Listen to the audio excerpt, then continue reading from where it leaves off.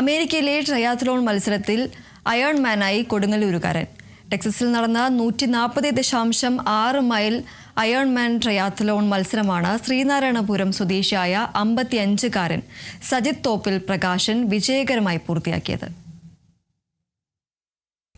2.4 mile നീന്തലും 112 mile cycle സവാരിയും 26.2 mile marathon ഓട്ടവും ചേർന്നതാണ് അയൺമാൻ ട്രയാത്തലോൺ.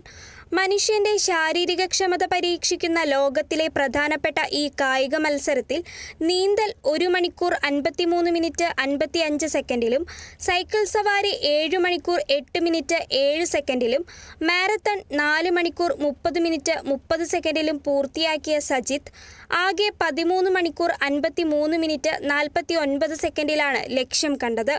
കഴിഞ്ഞ വർഷം കാനഡയിലെ കാൽഗരിയിൽ നടന്ന മത്സരത്തിലും സജിത്ത് അയൺമാൻ യോഗ്യത നേടിയിരുന്നു.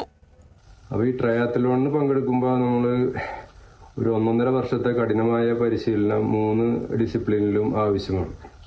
അപ്പോൾ ഇതിനു വേണ്ടി ഒരു 1000 മണിക്കൂറോളം ഞാൻ നീന്തലും സൈക്ലിങ്ങും ഓട്ടത്തിലും പരിശീലനം നടത്തിയിരുന്നു.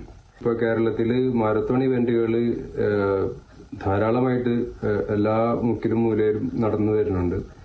അപ്പോൾ ഓട്ടം മാത്രം പോരാ, സൈക്ലിങ്ങും നീന്തലും പോലുള്ള ക്രോസ് ട്രെയിനിങ്ങും കൂടി ഈ എൻഡ്യൂറൻസ്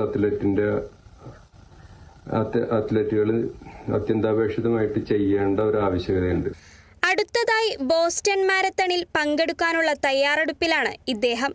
തൃശൂർ ഗവൺമെന്റ് എഞ്ചിനീയറിംഗ് കോളേജിൽ നിന്നും മെക്കാനിക്കലിൽ ബിരുദം നേടിയ ശേഷം മധ്യപ്രദേശ്, ഗുജറാത്ത് എന്നിവിടങ്ങളിൽ ജോലി ചെയ്ത സജിത്ത് 19 വർഷമായി കാനഡയിലാണ് താമസം.